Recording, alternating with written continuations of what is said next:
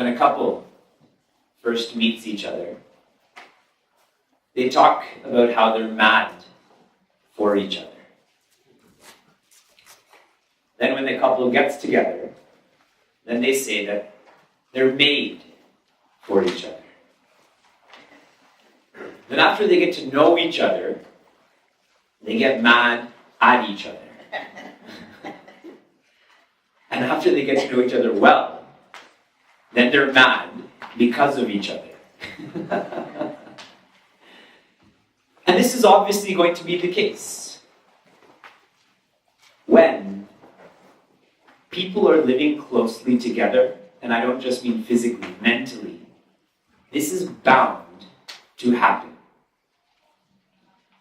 But if we extrapolate this scene away from a couple to a clock, if you have a grandfather clock, there are so many pieces within that grandfather clock that are moving simultaneously. And they're not hitting each other. They're working in unison. And that grandfather clock creates a beautiful experience. Even if we go to our tradition, in Vedic culture, many generations live together. Grandparents, lots of sons and daughters, lots of grandchildren. And everyone lived in unison. The reason why a grandfather clock works, the reason why an extended family works, is because there's training involved. But the grandfather clock, there's a lot of engineering that went involved to make this grandfather clock. When it comes to an extended family, I highlighted yesterday that they went to the Gurukul before they went to become Grahasthas. In this Gurukul, they learned how to be universal citizens. They learned about economics, they learned about politics, they learned about cooking, they learned about cleaning, they learned about sociology, they learned about themselves. We no longer have Gurukuls, so we don't have the training, which is why we make so many householder jokes. And we're impressionable. We come to believe this and we come to fear this then. In Vedic culture, even the kings would not make decisions, as Vedāntik said, without referring to the Guru.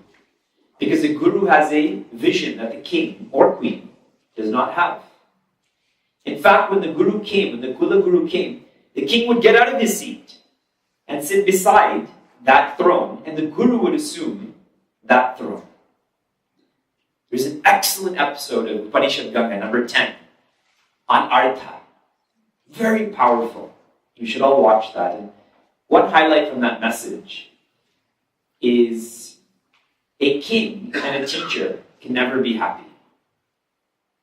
Because as long as a subject in their kingdom is not happy, the king's not allowed to be happy. And a teacher can never be happy because as long as the student is unhappy or not learning, then the teacher is not eligible to be happy. That's how committed a king and a teacher should be.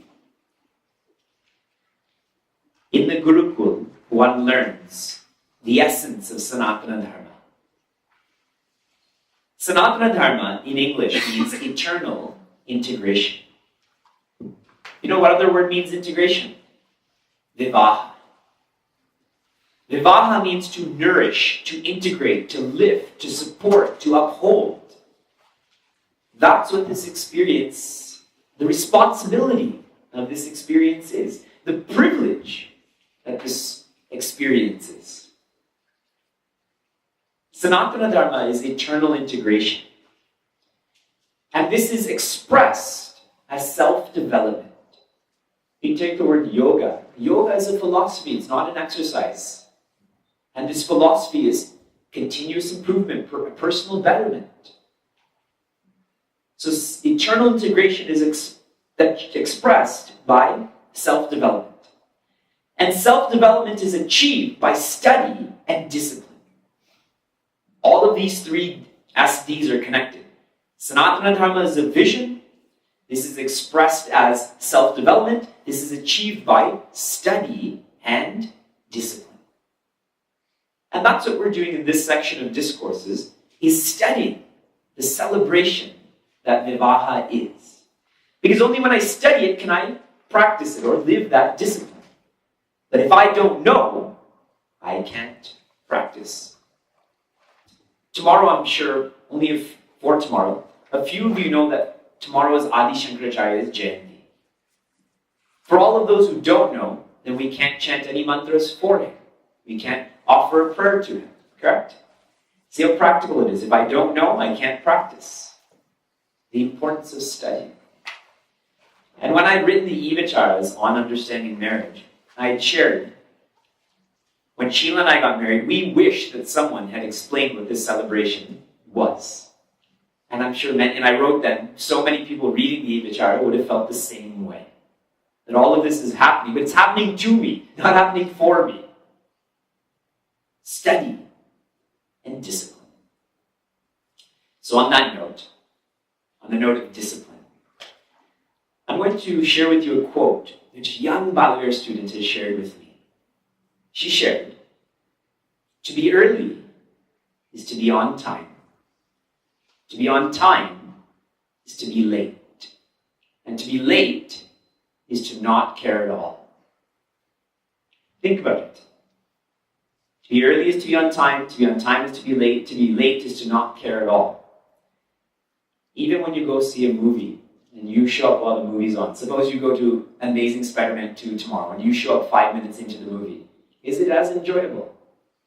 If you show up right on time, is it as enjoyable? But if you come for the previews, which are like opening prayers, and you can tune into the experience, what we're doing here is very precious. This has not been done for 5 years. And today I sat in the back and saw a lot of people come late for Vilasanaji's talk. I saw so many people come late for my talk, and I was sharing with Vilasanaji that everyone here is an adult, so we need not get into further explanation. I just want you to remember that quote. Vilasanaji and I are happily married to our own partners. To be very clear about how I'm expressing that. So, this marriage retreat is for everyone. We go back to yesterday. The first step in our marriage celebration, and please keep in mind, these 18 steps that I'm sharing, when you got married or are going to get married, they may not be the same steps. They may call it by a different name. There may be more steps, there may be less steps. The philosophy is what is important. If I do a 3-step puja with total sincerity instead of the full 16 steps, which is more efficient, which is more effective? So don't get lost in the names. Do get lost in the philosophy. We studied Milni, where the families merge. And for each of these 18 steps, I'm going to give you one verb, whereby we can remember this clearly, and so practice it. The verb I want you to remember when it comes to Milni is unite. What is my responsibility? To unite. Not with a being, but with a whole family. And I know there's a saying in India that a family doesn't raise a child, a community raises a child. You can eat where you want, you can sleep where you want. It's a whole community's child. In fact, in our tradition, whenever one eats a meal, the door is always supposed to be open. The front door is to remain open. Because anyone, that food, that meal is not just for that immediate family, it is for the community, including strangers. Atiti Devo Bhava. You studied the first 3 yesterday. Titi means appointment. Atiti means without appointment. Someone who comes without appointment is like God. Is God. I shouldn't say is like God. So they should be fed as well. Milni, unite. The second was Deva Puja, where we worship Bhagavan Vigneshwara, the Navagraha. And the verb to remember this is think. Think about the Creator before we do anything, and that completely transforms them. One of the most important steps to a retreat, to a soccer game, to a walk, is the debrief. Because then we're clear about why this was done. Even better is if we think about it before. But then sometimes we're conditioned to think in a certain way, which is why we do the debrief at the end. But think of the Creator and that experience becomes divine. Number 3 was Vara Puja, where the bridegroom is worshipped as the best. The verb we should think about is better. We should better ourselves, we should better our family, we should better all. Today when we were playing soccer, it was try your best. It wasn't be the best, try your best. When they have races, if you achieve a personal best, that's something to be happy about, whether the gold medal comes or not. We watched an awesome movie called Cool Runnings, if you remember, about the Jamaican bobsled team. We brought that out of the vault, and we've been studying that lately. And at the end, Derice asks his coach, "Why did you cheat?" And he said, "Because winning was all that I had."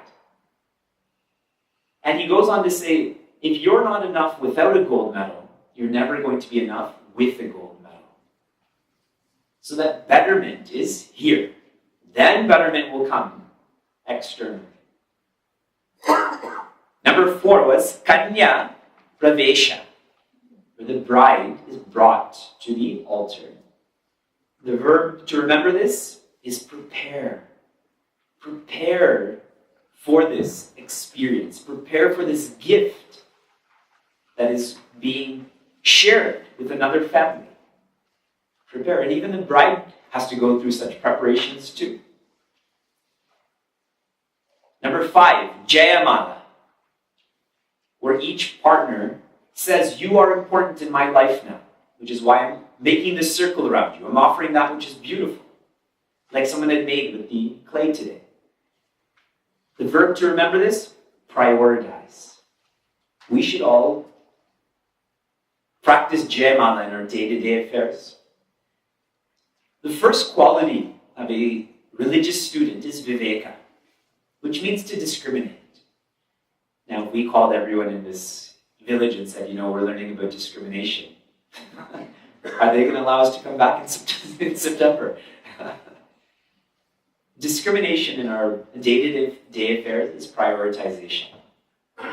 Prioritizing time, prioritizing money, prioritizing what I think about. That is someone who is practicing Viveka. So now I'm prioritizing you when I offer this Jayamala. 6 was Grantihi Bandhaha, where I'm no longer focusing on giving resources, time, and effort to me. Now I'm giving it to you. That's it. The verb to remember this is connect. Connect with another being. Nowadays, children are raised by 3 parents. Mother, Matru Devo Bhava, Pitru Devo Bhava, that's father. And number 3 is iPad Devo Bhava. The third parent is iPad. You know why? It's the path of least resistance for both parties. And I'll highlight it from a child's perspective, a student's perspective. It's much easier to be behind a screen than it is to actually have to talk to you, negotiate with you, listen to you. Right? I can just be behind my screen, and it's a path of least resistance. You know what we call the path of least resistance in Vedanta? Prayas, path of pleasure. Which means I can never achieve goodness, path of Shreyas. Grantihi Bandhaha. And I wanted to explain 2 more interpretations of a yatra. I told you about how one goes to Kashi and Bhagavan Shiva says, go back and endure the challenges of being a householder. When one leaves the ashram, the Gurukul, they go on a yatra. Because when they get married, it is not a male and a female that's married. It is Mahavishnu and Bhagavati Lakshmi. And I'll explain this tomorrow when it comes to Ashirvada. Everyone who's there witnessing that ceremony prostrates to that couple. Everybody. Parents, grandparents, everyone does, because it is this divine couple. So the yatra is to go to Kashi and the Ganga to purify myself, because I have to assume the responsibility of Bhagavan Vishnu. Many of us fear responsibility. With great power comes So that's why we don't want to be powerful. We don't want the responsibility. Prince Arjuna doesn't want it either. He is the expression of escapism. Like us. Responsibility is the only way one will be able to purify their mind. Recently we were studying chapter 10 of Gita, and a lady said, if I don't achieve moksha this lifetime, I want to be a tree. Very confidently, I want to be a tree in my next lifetime. And she kept on looking at me, right? That's good, right? She's looking for my validation. And I said, if you never want to be enlightened, it's great. Yeah, I would want to be a tree too. But a tree doesn't have the potential to experience joy like a human being can. So, the responsibilities that an adult has, because children, we all say, let's be like kids, which is true, but they don't have any responsibilities. It's so easy to be carefree when there's nothing to care about. But to be carefree with lots of cares, that's the real gauge of growth. Responsibilities help us to purify the mind. So take on more responsibilities, and we should learn to be more efficient and more effective with these responsibilities. And one more interpretation of why this yatra is done. Someone was asking me about the Vedanta course. What do you have to do to go to the Vedanta course? And I can speak from the course I went to. I'm sure it was different when Vilasniji went. She studied from 75 to 78. In the second batch. Wasn't Guruji in the second batch? Okay, so second batch. First batch was Swami Nisharda, Third batch, yeah. So imagine having studied for so many decades in Vedanta. Vilasniji was the traveling secretary for Puja Gurudev too. So when I was highlighting experience, here are a couple of more tangible expressions of that experience. For our course, we had 750 people apply. I studied from 05 to 07 when Guruji was teaching. 150 were given interviews, 75 were accepted, 60 came on the first day, which is hilarious. You're accepted, but 50 more people dropped out. And 50 of us finished this 2-year residential Vedanta course. It starts with a basic application in which there are 4 requirements. And I'm telling you this because all of you should go on this yatra to the Vedanta course. When? The sooner the better. My regret is that I went when I was 24 and I didn't go when I was 18. That's a regret of mine. My mother and father recently moved to study in the Vedanta course, and my father's 62. And good. Good for him for doing it at 62 instead of 75. He may not reach to 75. None of us know we'll reach that age. So the 4 needs are, you have to have a college or university degree. Because if you choose to leave, or if you're asked to leave, both can happen. You should be able to support yourself, and without a university or college degree, it's very difficult these days to support yourself. Number 2, and these are in no order, there should be no family encumbrances. That's important. Suppose I want to go, but Sheila says no.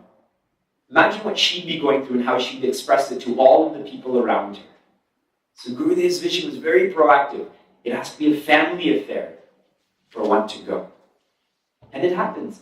We had someone in the States, a younger husband with 2 younger daughters and a wife, and he went and studied for a year, and his wife and their children moved to India for a year, and then he came back. It was so cool that the wife and children said, go! We know you'll be a better husband and father if you go and study, and worker and everything. So he did it. 3 is that ideally you should be between 18 and 30 years old. And I wanted to highlight the 18 here, because in some courses you can go when you're 6, you can go when you're 10. And for those of you who have 6-year-olds or 10-year-olds, do they really know what they want? Do they even know what they want to wear or eat, or what time to sleep? But to go and make this lifestyle change. So again, Gurudev's vision was you should have some experience before you go and study. And that's why this yatra happens. You should travel throughout Bharat, or the world. See how people live. See the challenges. Because it'll open up your mind towards this experience that you're going to go through. And the last is that you should be in good health for 2 years. An actual physician's note that says that. Because if you're unhealthy, you can't study. And we see people like Puja Swami Vivekananda. What a lion. So strong. Gurudev, so fit. Aged, but so fit. We're half of his age and twice as sick. And do 1/10 of what he does. You know what Puja Swami Vivekananda said? As he attained Mahasamadhi when he was 39. And as he was reaching this point, he told the people close to him, I've done as much work in my 38 years as the average person does in 1,500 years. 1500. And the highlight here was, we think we face hardships. Our kids don't listen, it's cold outside. First world problems. Starbucks put a lid on them, the whipped cream got stuck on it, and now it's on my fingers. Imagine the hardships he faced. When he knew nobody, had nothing. So that's, if you accumulate that hardship, really? 1,500 years. So it's important to be healthy. So the yatra, Grantihi Bandha, is when the people to be married go and learn to be stronger, then get married. Because if one is weak, they become a liability to that other person and naturally to themselves. That was yesterday. We move on to today. Number 7, Kanya Dana. Kanya here means the bride, Dana means charity, gift, offering. And I'll tell you what this means in more detail soon. What is the greatest offering or charity that one can give? Vidya Danam, Mahadanam. The charity or the giving of knowledge is the giving, the charity. And here I can't help but highlight, Guruji had shared with us, many organizations are doing a lot of good work. But the Visheshana, the specialty of Chinmaya mission, is Chinmaya, which means knowledge. The focus of this organization is knowledge, and that is the mission is to share knowledge. See how it's not to leverage knowledge. Many people know that, do that. I know this, so I'm not going to tell you unless I get something in return. My younger sister is a chartered accountant, and I had asked her, she worked for a corporation, I had asked her, how much do you charge your clients? And she said, $300 an hour. And I said, who in the world would pay you $300 an hour to do just for you? But she has a certain knowledge that this person doesn't or that company doesn't, and so she's able to do that. Now imagine that's knowledge of numbers, let's say. Imagine knowledge of infinity. The infinity. That is the charity to be practiced. And knowledge is most transformative because it is the antidote to ignorance. Remember we talked about the the knots of the heart yesterday. What was the first heart? First heart. What was the first knot? Ignorance. It's the grandparent. And the first child of ignorance is desire. Then desire has 5 children. These are now grandchildren. Krodha, Lobha, Moha, Mada, Matsarya. Anger, greed, delusion, arrogance, jealousy. And then these 5 grandchildren have so many great-grandchildren. Want to know what some of them are? Bitterness, stress, anxiety, fear, nervousness, jealousy, envy. If that grandparent is not there, desire can't be there, the 5 grandchildren can't be there, none of those great-grandchildren can be there. Vidya. The second greatest charity one can offer is their child. And here, though it's highlighted as kanya, isn't it that both children are being given up in a marriage? Both children are being offered, not just the daughter. Because sometimes when people think this, this Sanatana Dharma is anti-women. They're treated like articles. It's because we don't study. We take everything so literally. So naturally it's going to be like that. It's like me saying, Viveka is discrimination, so you're a racist. Right? Go into the depth of it. Both children are being given. And the training here comes way back in the day. In the sixth samskara, when a child is 4 months old, they're taken to the temple, and that child is shown their real parents. Bhagavan Shiva, Mother Parvati. It is a message to those children, these are your parents. We are custodians, we are caretakers, we are well-wishers. In fact, are any of you from Kerala? Some Kerala, it's okay. In Guruvayur, there's a tradition, it's called Nishkamana, where the parents take the child to Bhagavan, and there's like a flat area there, and they leave their 4-month-old children. Leave them. And they have to walk away.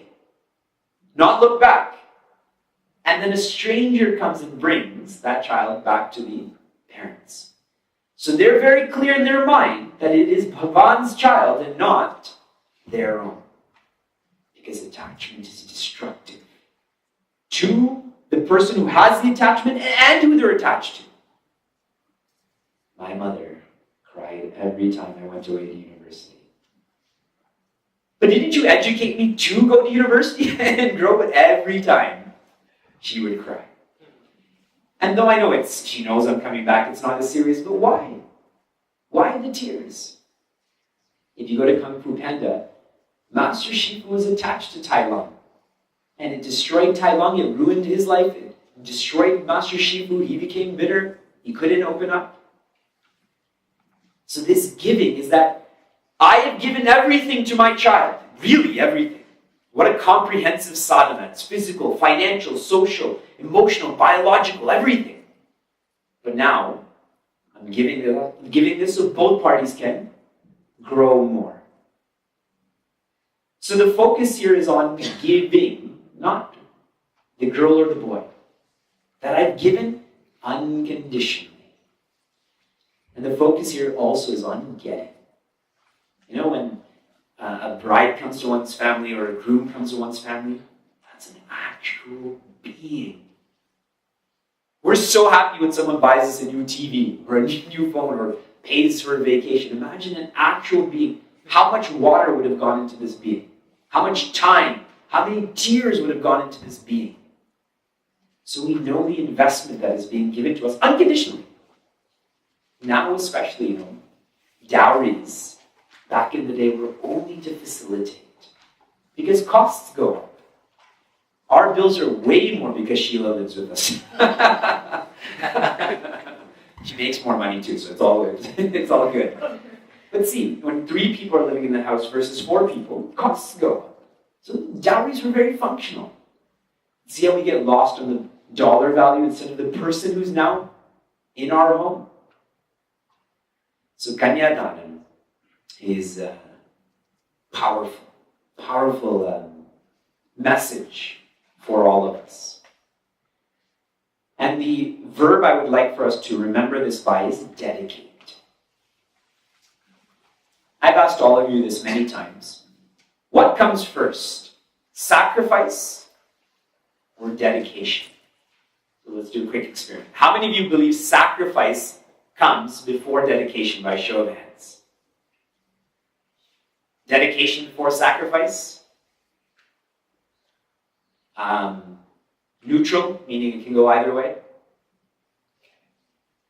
It is dedication that comes before sacrifice. If I'm not dedicated to a cause, I will not change. And here what's being highlighted is be dedicated to that child and watch everything change. If I'm a woman and any couple, and we now know that we're going to have a child, don't our spending habits change? where I was going to buy a 6 Series, the new BMW 6 Series, what do I buy instead? An Odyssey. A Sienna. You know where a group of Indians are? In the parking lot, you see Siennas and Odysseys. We fuel Toyota and Honda with such purchases. Spending habits change, sleeping habits change, rooms change. Where is the baby's room going to be? Where are we going to be? So because of the dedication to that child to come, lots of sacrifice comes with it, not the other way around. So the verb to remember is dedicate. Next, Mangala Pere. Here is where the bride and groom walk around the sacred fire. And I want to highlight why fire is used here. Why don't they walk around sacred water? Why don't they walk around sacred space? It requires no money. You don't need a fan or go to a special area where there's, that ventilation system. Just do it in space. Because really they're the same. Agni is always going upwards. Fire always moves up. So Agni is the messenger of the gods, of Brahman specifically. So in this case, this Mangala Pere, which is where I'm sharing my intentions, it is being witnessed by Agni Devata, who is communicating this or conveying this to the Creator, conveying this to Brahman. Just like when you sign a legal document, you need to have a witness there, a will as an example. This is the same way. This is not a casual affair. It's not just the people watching me. The Creator is watching this as well. A great way to be more holistic in the way we think. Visualize that other people can read your mind. That anything that you're thinking, someone else has the same thoughts, can see those. Won't what we were thinking about change totally then? Then hide behind the iPad. Why interact with anyone? Now take that to this altar. That the Creator is watching this. So I must not treat this as a casual affair. You know how many days these Vedic ceremonies take? 3 full days of just ceremonies. We have week-long parties now. This is just ceremonies. And there's a jokish message here. You better think before you get married because you have to sit through these 3 days. And you better think before you end this marriage because you committed a lot to this. Again, the seriousness of the experience. In the actual movement that comes with this step, the husband, the bride and the bridegroom walk around this fire, how many times? 4 times. And this shows their expansion. It's $25. The expansion is my first time that I'm telling the Creator I am focusing on expanding my personality, making myself strong. The second time is now that I'm strong, I'm going to expand to my family. If I'm not strong, I am not capable of tending to my family. So first me, that is personality, then family. The third time we go around is now I'm strong, my family is strong, now I'm capable of tending to my community. It never ended at family. I want us to really bring this message to heart. How many stages of life are there? How many ashramas are there? How many ashramas are there? How many ashramas are there? Now how many? There are 4. And I just wanted to highlight that in one city I had done this. They said, how many ashramas are there? And they're about to say 8. And I said, I put random fingers on it, and I broke all of your knowledge of Vedanta like that. There are 4. How many ashramas do we actually practice? 2. After grihastha we put a period there instead of a comma. That's like saying, I want my child to go to grade 8, but not past that. I don't want them to grow further than that. I don't want them to leave, to go to university, because then they're going to leave me. Is that really good for the child? Us too. See how we get so lost in focusing on our family that we actually miss out on our further evolution. We have to expand from my personality to my family to my community. And what is actually happening is my inhibitions are going down, which really means my ego is going down. It's very easy for me to love me. I love myself unconditionally. Whose name is the best? Every one of ours names is the best. There can be so much commotion, and if someone says Neil, and if your name is Neil, we look that way. Because we're so tuned to our own name. We like it the most. Even if I said water bottle more loudly and Neil more softly, I would catch Neil.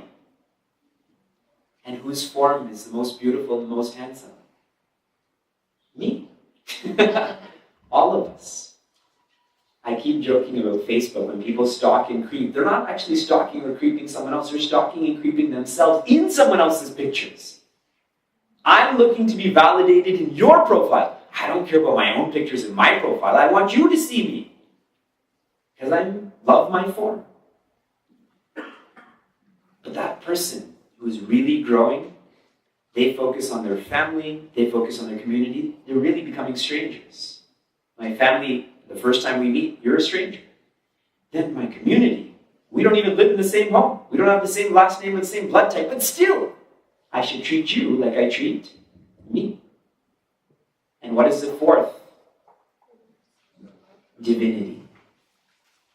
That it's not just my personality, my family, my community, it is divinity. That includes all humans, all animals, all plants, all stones.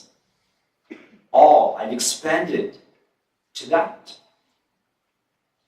With each round, the brothers of the bride offer uncooked rice.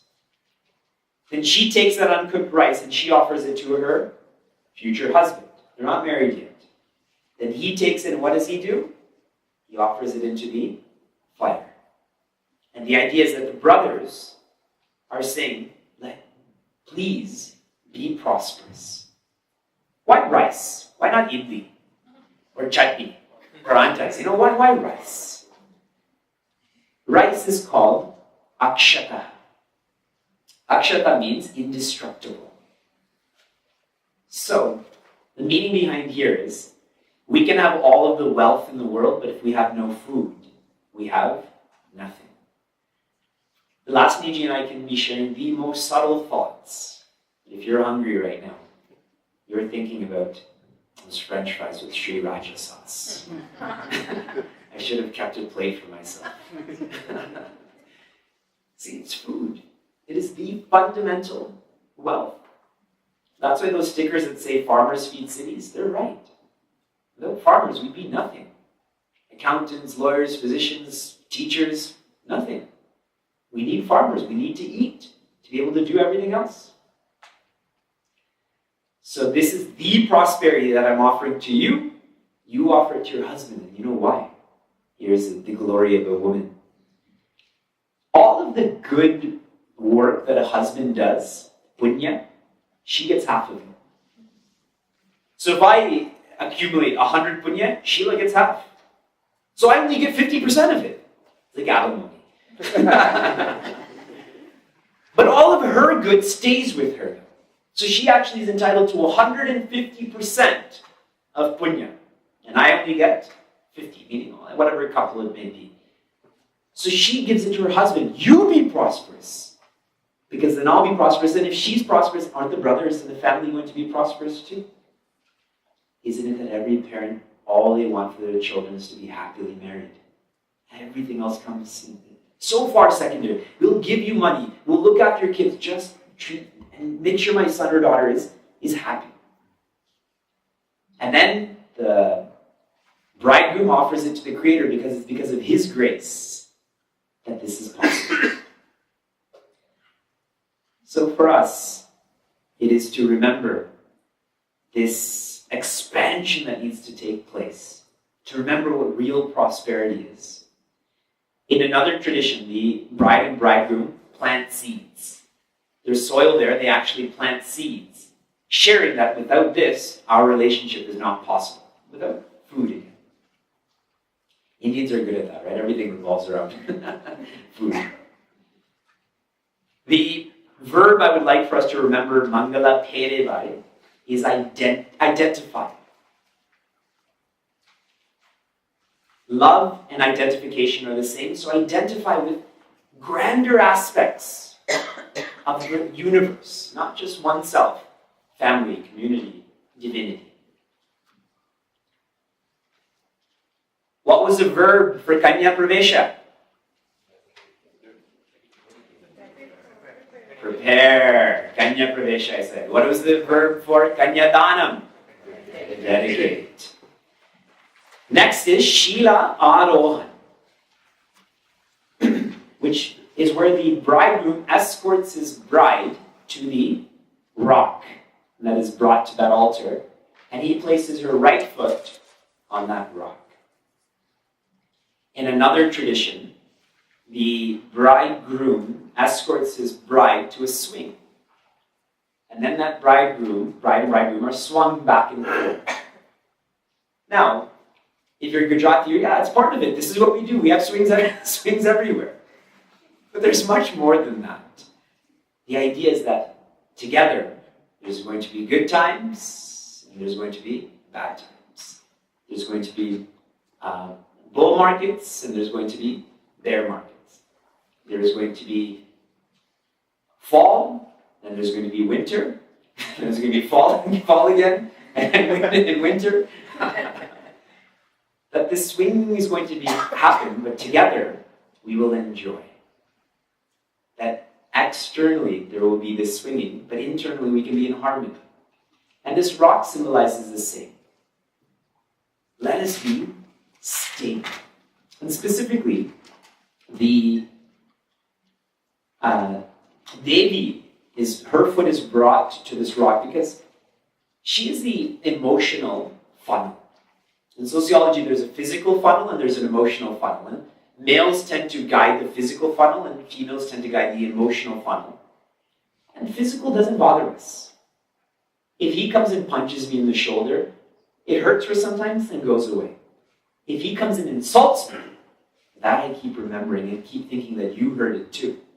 See how the mental hurts much more. The emotional is much more important. So if the bride is stable, the chances are the family will be stable. And we studied this in chapter 1 of Srimad Bhagavad Gita, where Prince Arjuna is educated that if a man is corrupted, he is corrupted. If a woman is corrupted, the family is corrupted.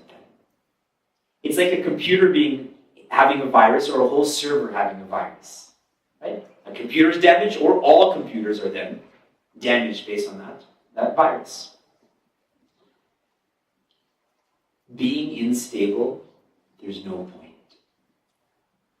We give in and succumb to a lot of negativities, anger, frustration. Does it change the circumstance? Does it bring us more peace? See, we do it because it's a reaction, but there's no point to it. Guruji has thoughtfully shared, everything he shares is thoughtfully, but here is a message. In life, you either get what you expect, in which case, you shouldn't be crying. Or you get what you don't expect, in which case you couldn't have done anything, so why are you crying? Isn't that what Prince Arjuna is told? Nat tvam shochitum adhasi. Don't cry because you're infinite. Don't cry because everything is changing. Don't cry because it's your responsibility to fight. Stop crying. Your nature is joy. With negativities, whatever they may be, just absorb them. There's no point in growing them. And that takes us to the real stability, is the kutastha. In our scriptures, Upanishads, Brahman is the anvil. And on that anvil, many shapes take place. But what happens to the anvil? Nothing. When I'm emotionally stable, then I can tune into the change list. But if I'm emotionally unstable, how can I study Vedanta? That's why titiksha, endurance. Have you seen Gurudev's pillow when he lived in Uttarkashi? You know those rocks we were climbing down, those ones that were shaking? That was his pillow. Just a flat rock. Swami Dhiranandas told me from hearing this directly from Gurudev that he'd have to dip his roti into water to soften it. You know, like the clay that was unbreakable today. Imagine eating that. That's hard on our hands. Imagine on our teeth. But endurance. Because that's the only way to reflect on these truths. A woman is called Shakti. That's right, Devi retreat is called Divya Shakti, Divine Shakti. Here, I'd like to bring up another topic. Someone had asked me, what did the scriptures say about homosexual marriage and any other expression of that? And most people choose not to answer this question. I thought about it because it's going to come up more and more and more. And my response to that was, I've only been studying a little. I started studying in 2005, so not even 10 years. And in these 10 years, all of the scriptures that I've studied, there's been no reference to homosexuality, being a cross-dresser, transgender, etc., etc., etc. Because one's sexual orientation is a physical, mental orientation. And what is the scriptures teaching us? We're not the body. We're not the mind. What we do functionally is functional. But the idea is to tune into the truth, to that spirit behind one's physical, mental expression. That's why these masculinity or feminist movements, they don't belong into this radar of Vedanta. But we are unequal. So it forces our hand to do this. So many studies are released about women CEOs, how they're paid 2/3 of what a male is paid. Why? Did they choose that gender? That's what's hilarious about racism or sexism. Did anyone in this room choose their gender? Did anyone in this room choose their skin pigment? Such minor variations creates this expression, chromosomes, skin pigment. But here I am judging you based on something you didn't even have control over. If you have control over it, I don't have a right to judge you, but it's more valid. But not having control over something and judging it, it's like complaining about the weather. Does anything happen? We just waste our words. We waste our breath. So please keep this in mind about being a masculine person or being a feminist. When we entertain this, it grows. We're not even humans. We're Rishi Putras, meaning children of the Rishis. Our inheritance is the truth, is enlightenment, is life. In one more tradition about Shila Arohan, which means climbing a rock, the couple does Dhruva Darshanam or Vasishta Arundhati Darshanam. Dhruva, you all know, is that star, the northern star, which never changes. You can orient yourself based on that. So when I see that, I should be like that. And Vasishta Arundhati Darshanam, they're an ideal couple from our scriptures. And despite all of the challenges in their life, they remained solid. So the idea is to see this in nature and be reminded to live like that. Now we have diamonds. Diamonds are these unbreakable stones. But when we look at a diamond, we don't think of that. We think about carats, we think about money, and we think about where it came from, instead of the fact that diamonds technically don't change. Gold can be bended, but diamonds cannot. Philosophically. The verb by which we will remember this, balance. Be balanced.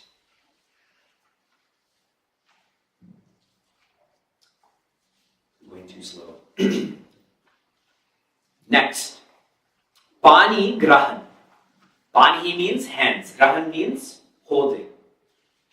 The father of the bride takes the bride's hands and gives those hands to the bridegroom. And the message here is, she's strong, you're strong, together you are stronger. And isn't it true? If I lift my watch with one finger, if I lift it with two fingers, it's much easier. Like push-ups. If you do a one-finger push-up, right? We all do one-finger push-ups. Versus all of both hands, and so on and so forth. When you watch Cool Runnings, a very good movie, there's a sign that says, together we can. And isn't that what the Olympics is about? Together we can. It's not about a event. It's about a team. The team comes in. The spirit of the Olympics. But even that has been corrupted now. Which is just about showing off. How much money I can spend and how sometimes it causes me to neglect my own country. You see what's happening with the World Cup right now. And the spirit is not like that. The way to be stronger together is to focus on another person's strengths, as was shared this morning. When I focus on a person's weaknesses, my vision is to create separation. When I focus on someone's strengths, my vision is to unite. And I have a choice there. Tomorrow, unfortunately, I don't have time to see The Amazing Spider-Man 2. I wish I did. But if you go to see it, if you're so lucky, when you watch the screen, you have a choice to see the screen or to see the changing colors on the screen. But it is a choice that we make. So the same way, when I see a being, do I see their strengths or do I see their weaknesses? Do I see their beauty or do I see their ugliness? It is simply about vision. Hanuman Chalisa teaches us this step very beautifully. Hanumanji is known as wearing golden earrings and golden bracelets. Not chulis, bracelets, we'll keep it at that. And he shines because of it. What this means at a higher level is, what are the ears to be used for? Shravanam. Listening to the scriptures. Listening to Katha, the glories of the Lord. When I listen intently, naturally my hands become, I wear these golden bracelets which shows service, seva. Shravanam should lead to seva. If my life is not dedicated to service, or I'm not more service-oriented, I'm not listening carefully then. Think. If we're learning about oneness, if each interaction I have with another being is not filled with more and more and more empathy, I am not understanding the message of the scriptures. Shravanam should lead to seva. And that's why Hanumanji shines. It's not the gold. So many of us wear gold and it actually takes away from our beauty. It said the ornament of a throat is not a necklace, but the truth. That's much more beautiful. If we think of some of our deities, like Ganesha he's half elephant, half human. Hanumanji is this hairy monkey. But we love looking at pictures of Ganesha. We love looking at pictures of Hanumanji. Even our rishis like Gurudev, Guruji, they're technically not that handsome. They're not Brad Pitt, John Abraham, etc. But we all want to look at them more than any of these movie actors. Because it's not their physical face or their muscles that are attractive. It's their shamanam, their scholars, and their seva. They're doing it for us. So when hands come together, they're for two purposes. For prayer. As a couple, pray together. Go to the temple together in the community and at home. Do it with your kids, even better. 15 minutes before everyone rushes to school and work. That's when we need prayer the most. I've stayed at many people's homes and I just watch what happens in the morning. It's a very unique experience. Pray together. And we've all heard before, a family that prays together does what? Just because people stay together doesn't make them a family, right? We sit beside each other, but we never look at each other. Like an airplane, we're staying together, But do I actually know this person? I don't want to talk to that person. So that's not a family. So the second is service. A family that serves together is a family that grows together. Serving. Prayer and service. With Pani Grahan, the verb I would like for us to remember this by is hold. That's hold. H-O-L-D. Hold. When I hang out with our American chicks, they ask me to say, can you say about and boot and so on and so forth. And I laugh and they laugh more. And then when I sit here, see that's samvada, it's back and forth. But here, this is just one way, where they have no response. So I tell everyone. In Canada, we speak English. In America, we speak American. It's not even a language, you just made it up. Hold for Pani. Next, popular one, Saptapadi. Saptapadi is where the bride and groom, they take 7 steps together. And I'll tell you an analogy about this before I get into the core of it. How many swaras are there? Sapta swara. There are 7 notes.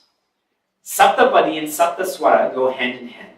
And the idea here is that music and lyrics cannot be separated. They are highly integrated with each other. Bride and groom, when walking, should be in the same way. That music and lyrics in a full song cannot be separated. In a casual song, in a bad song, surely they can be separated. But in a full song, they cannot be separated. Before I was coming here, I was listening to the Dark Knight soundtrack. I don't know, Cool Runnings is made by Hans Zimmer too, so now that Vasan is growing stronger in my mind. If you take away the soundtrack from the Dark Knight, the movie changes. It is integrated fully into that movie. You cannot separate those two. A husband and wife, a couple, should be integrated in spite of, not because of. If it's because of, it's an exchange. It's an emotional exchange. It's a sattvic exchange. It's a justified exchange. You do this for me, you're like this for me, so I do the same. Isn't it that if you're not talking to me, I don't talk to you? Is that how that non-talking will end? If you're not talking to me, I should talk to you more. Hey, how come you're not talking to me? Look at me, pay attention to me. And one lightens the atmosphere, literally, in such environments. Be in spite of, not because of. Now, taking this to a deeper level, when someone asks, why are you happy? And I say, because of, I'm not happy. If I say, in spite of, then I am happy. As long as there is a reason, that reason will change. But if there's no reason why I'm happy, how can that change? That's the highest. We have a Parsi lady that comes to one of our Gita discussions, and when she sends me emails, see if Bhagwan was watching over us all day, beautiful. Well, now we have nothing to do outside. She writes to me, Acharya Vivek, I hope this email finds you well. And then ... in capital she writes, for absolutely no reason at all. And what a great message. No, just be happy, just be well. Because that's your nature. It's a reminder to me. These 7 steps, just like the Mangala Pere, are vows, right? We exchange vows. But the beauty of this is the vows are taken together. It's not my vows and your vows, it is our vows. And I don't have time to get into the details of this, but simply the vows are to be more virtuous. That's it. To practice Sanatana Dharma, that is eternal integration. This is why we take these 7 steps. To be more virtuous with our health, with the community, with wealth, with children, and we just highlight these 7 different aspects. The rad that I gave you yesterday, the reflection assignment of the day, I'd asked you to think about a weakness in how it affects those who are around us? Doesn't it affect them a lot? If I'm an unorganized person, even think about the workplace. Think about organizing a camp, a retreat, an ashram. When one person is unorganized, doesn't it affect everyone else?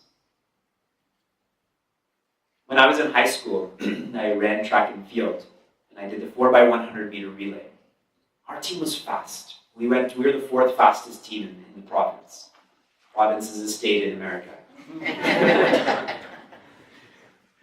When you ask a Canadian, suppose they traveled to the States over the weekend, you ask them where did they go?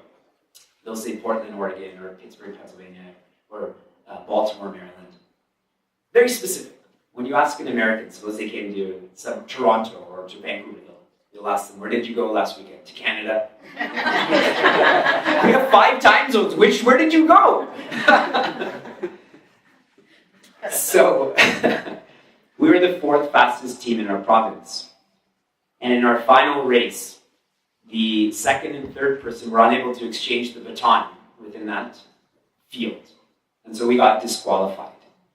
And it reminds me of this, that if one person has a weakness, we're all friends and there's no negativity in that circumstance. But one person's weakness affects everyone. So now we spin it the other way. One person's virtue also affects everyone. If someone is patient, suppose you have a patient child, doesn't it make the whole family more patient? Each family has a child that lightens the mood. And it's always needed. You need that child to come in and just lighten the mood. And doesn't everyone else become lighter then? Now you're all thinking, I'm me, that's me, that's me. Your parents are thinking, it's not you, it's not you. It's your sibling. To be more virtuous. And what happens is then we grow to be more dynamic. A couple should be a power couple. Right? We think of President Obama and Michelle Obama. Do you ever watch that show Between Two Ferns? So there's one episode, President Obama's on it, and he's Zach Galifianakis, is that his name? He's saying, something about Michelle Obama, and he says, do you think she would marry someone who's not like me? He's a Harvard graduate, he's the president, etc. And it's cool. They're both collectively able to do more, rather than individually. So both parties become more virtuous. Their vows are to become more virtuous and become more dynamic then. And concurrent to that is to become more quiet. Like an ocean that is so quiet at its core, but so activity-oriented at the surface. You know how many times Adi Shankaracharya walked up and down Bharat? 4 times, on foot. There was no planes, there's no trains, there's no buses, there's no carts. So dynamic, yet a renunciate at the age of 8, I think. That's how our relationship should be. Functionally, we are dynamic. Together, we are sahadharmachari. We are walking the path of dharma together. The verb that we will associate satyavadi with is walk. To walk. The last for today, Vamang Stapana. And I'll tell you a riddle before I get into the meaning of this. Poor people generally have this. Rich people generally need this. If you eat this, you will die. This is worse than the devil and greater than God. So poor people generally have this. Rich people generally need this. If you eat this, you'll die. This is worse than the devil and greater than God. What is this? Nothing. Poor people generally have nothing. Rich people generally need nothing. If you eat nothing, you will die. What is worse than the devil? Nothing. What is greater than God? Nothing. So why I wanted to share this idea of generally. generally, men are more left-brained and women are more right-brained. Generally. Okay? Just like the gunas. Sometimes the most sattvic person is tamasic. The most tamasic person is sattvic. See, Vedanta is great. You can never get in trouble. So, this is where the bride and bridegroom switch seats. Now the bridegroom is sitting on the right, and the bride is sitting on the left. And the idea is that let them balance each other out. That he should be more. So my left brain controls my right side, and my right brain controls my left side. When they switch, the idea is that they're more balanced together. See, everything is becoming more and more about integrating each other.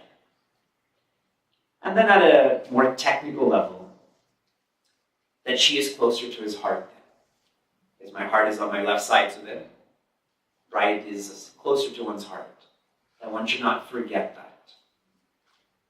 So when you sit tomorrow, your female partner should be on your left side, closer to your heart. And in pujas, that's how pujas are done. If you see Lord Rama, where's Mother Sita? On the left side. Sri Lakshmana is on the right side. Perfectly balanced. The verb that we will remember Vaman Stapna by is support. Support. I've given you 12 verbs. I'll read them out to you. Unite. Think. Better. Prepare. Prioritize. Connect. That was yesterday. Today. Dedicate. Identify. Balance. Hold. Walk. Support. The full picture of this so far is that if you do all of these, that is what love is. Walk together, support, dedicate, accept. We will get to, but prioritize. That is what love is. And as Guruji has shared, when there is love, you don't need rules. When there's no love, you need more rules there. Take it at a work level. Your team, if you have an inspired worker on your team, they will find ways to get the work done. You don't need to train them, explain to them, and so on and so forth. Bring that to a relationship. If I truly love whoever, I will make that relationship happen. You don't need to train me, tell me, etc., etc. So these 12 verbs are an expression of love. And there's more. Tomorrow we'll study 6 more. Your RAD, your reflection assignment for the day. Out of these 12 that we've studied so far, which of these steps is most meaningful to you? Hearing the explanation of these 12, which one have you been most moved by? Which has been most precious, most insightful? Reflect on these 12 and identify one of them.